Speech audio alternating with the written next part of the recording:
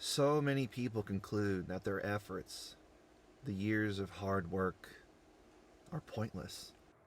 I can't count the stories I've heard about people giving up, but I can say definitively that I am one of these people. I remember when I picked up a guitar, my brother's off-brand acoustic from Walmart.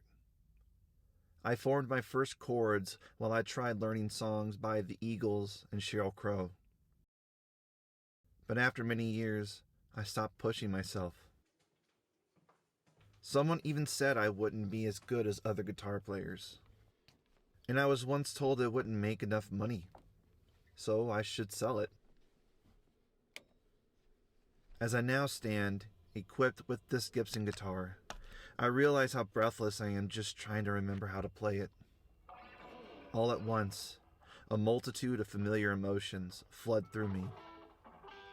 Surprise, excitement, sadness, joy, and then fear. And then I asked the question, why did I stop what I was doing?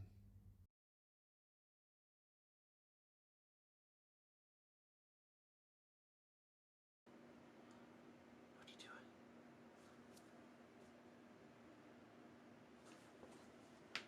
Look at you, buddy. Oh, look at you. Oh, buddy.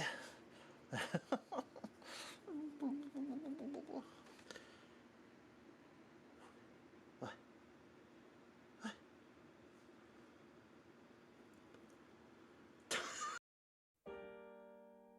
It's the middle of December. I'm watching a friend's dog for the month while I have a little downtime. Ever since an impromptu film shoot back in October, the script writing itch has returned. So I've spent every free moment writing, rewriting, editing videos, and scheduling film shoots in between job applications and driving. For a little clarity, I was laid off at the end of October. For those finding me now, I spent a year preparing to shift into a remote lifestyle. I bought a truck after saving back and selling most of my things, and everything was good to go.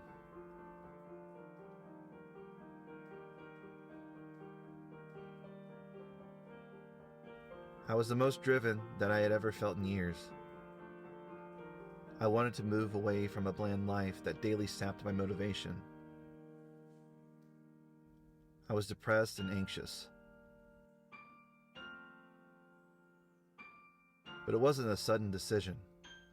I watched videos, read articles about the best camping equipment. I researched vehicles. I updated my supervisor on the change, preparing the best way to work remotely. And then I made my move. It was wonderful.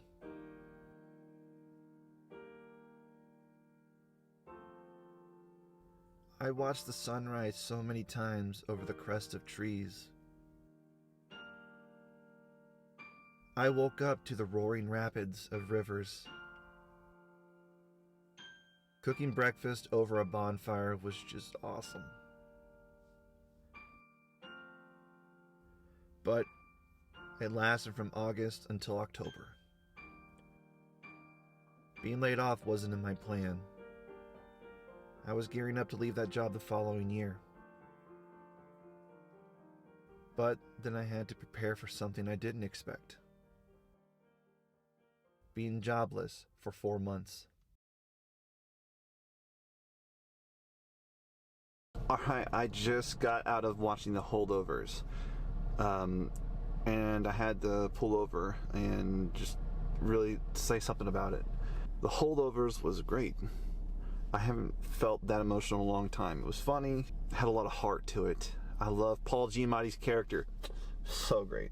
I guess I'm going to kind of spoil the ending, so if you haven't seen the movie and you want to see it, I guess you can turn off from here. Paul Giamatti's character, he's fired for doing something good, basically, for one of the students. He has a nice change of heart throughout the film, which I think was awesome. It was the last meeting that they had where the student, he basically said bye to him. They said bye to each other. You know, Giamatti's character says, Keep your head up. You could do this. And that was the last time that they talked. That was it. That was like their parting of ways. I might be getting a little teary-eyed, I'm sorry. But it really moved me because right after that, Paul Giamatti, his teacher, the character, pulls up to the road with his luggage basically behind him. Like in that moment, I'm like, I get that reluctance. You sit there, you're about to turn onto the highway, and once you pull away from this thing that you've spent so much time on, something you spent so much of your life invested in, it's hard knowing that you may never see something like that again that you've been a part of. And when you pull on that road, it's the start of something new, into the unknown. I felt like that was me. I felt like Giamatti. I felt like that character that he played was me, is me presently. And it just opens the floodgates for me.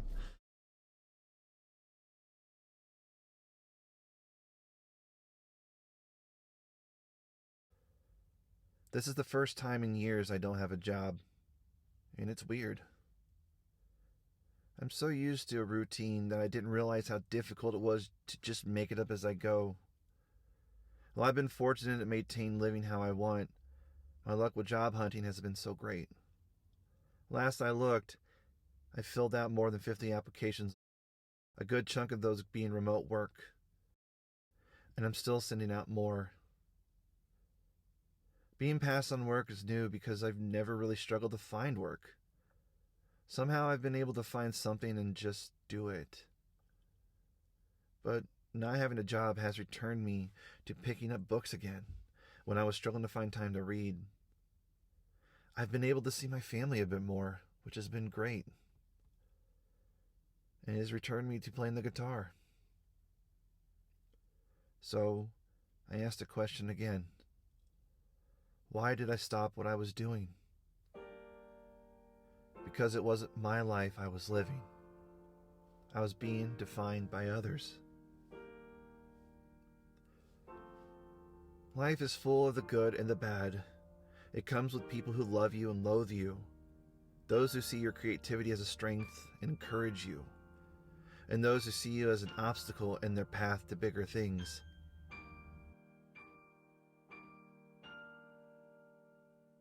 I realized that I didn't know who I was, so I let others tell me I wasn't a good guitar player. Others decided for me that I couldn't achieve my dreams. And because of that, I am where I am now. But that changed. During my jobless season, I learned how to create an audio drama. I researched LinkedIn courses on documentary filmmaking and marketing. I reconnected with music again and found new ways to express myself on a guitar. I built on a literary journal project I launched last year with my 2 closest friends. And I learned how to create a good cover letter and resume. I learned that nothing will go how I expect it to. Which is why I don't have the truck anymore.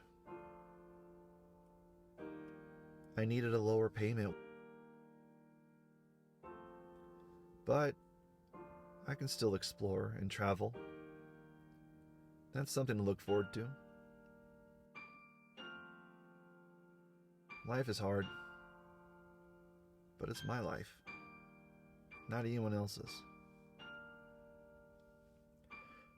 For as long as I can keep going, I'll always strive to get somewhere, even if it means starting over and over again.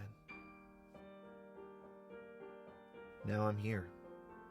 I'm in the place where I wanted to be when I started living out of the truck.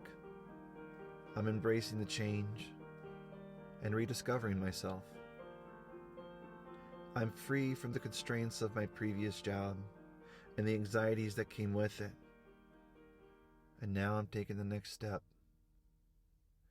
wherever that leads me. Such a cute dog. Look at that. Look at that. Oh.